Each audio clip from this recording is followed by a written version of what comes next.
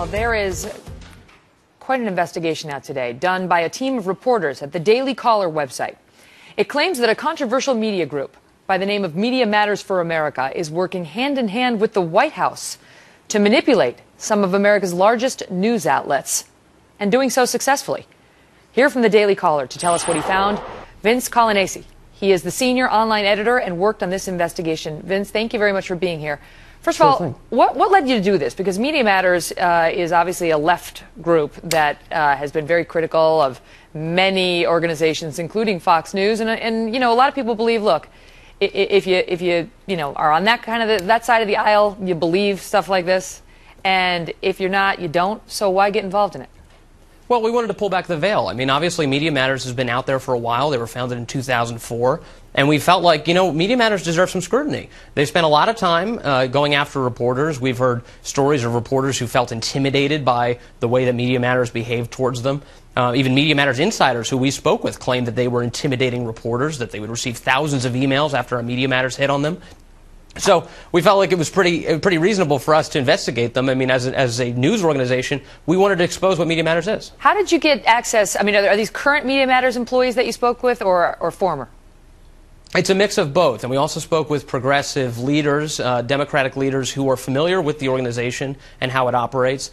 We felt like we wanted to get a pretty comprehensive assessment for the way the organization behaves, and we feel like we did that. We had a lot of really interesting comments from people who said that Media Matters has a little bit gone off the rails, progressives who weren't too happy with the organization, and my colleague Tucker Carlson, who I shared this, really my boss, who I shared this story with, we worked together, and he's made some discoveries that, you know, they feel that some of these guys feel like they've spent too much time focusing on Fox. So we decided that we wanted to go after them and see what we could find. By the way, for what it's worth, I had a Media Matters employee pull me aside once and tell me that he and a bunch of his colleagues really love Kelly's Court. For what it's worth. But let me ask you this. What interested me most about this piece is what you say is a coordination at the highest levels, almost. I mean, we're talking, you allege that Media Matters employees were meeting with Valerie Jarrett, who is arguably the president's closest advisor, one of them at least, among others at the White House. That's right, and it's not an allegation. I mean, anybody can go look at this. I mean, this is actually sitting out there publicly. If you go check the White House visitors logs and go back to June of 2010, you can see that the head of Media Matters, David Brock, actually had a meeting in the White House with Valerie Jarrett, who is essentially the highest advisor to the President of the United States. This has definitely happened, and it's not just something that we alleged. I mean, it's certainly occurred. And what do we think the outcome of that is? I mean, what does that tell us? Well, what we found out was that since the beginning of the Obama administration, that Media Matters has been in regular contact with the White House. Media Matters insiders tell us that they actually share a weekly phone call with the Center for American Progress and the White House, and also a weekly meeting between a lot of progressive groups that the White House attends and Media Matters attends. And in these meetings, they actually work on coordinating messaging to an extent. Now, as to what direction that flows, whether the White House is instructing these progressive organizations to do something or vice versa, is something we're still trying to figure out. But it's clear that their messaging is synced. Remember back to 2009, Anita Dunn, a White House communications director, goes after Fox News. It was a big deal. Obviously, you were part of covering that. That was a message that was the same exact message that Media Matters shared just weeks prior. The White House was pulling from Media Matters playbook. Now, Media Matters employees swear that there was no coordination at that time, at least to their knowledge. But as it stands, they chose the same line of attack going after Fox News at that time. And you talk about how the Media Matters, you know, pushing its message, which is very, very far left, that they have a lot of willing recipients in the press. Now, there's been some pushback today. Your article just came out. There's already been some pushback, in particular from Ben Smith, who used to be at Politico and now is at BuzzFeed, saying, you don't have your facts right on that. Can you speak to that? Yeah, absolutely. We have Media Matters insiders with intimate knowledge making these claims. We took these claims and we're providing them for public scrutiny. These are Media Matters employees who said, hey, look, we could rely on Ben Smith to be able to publish the things that we had.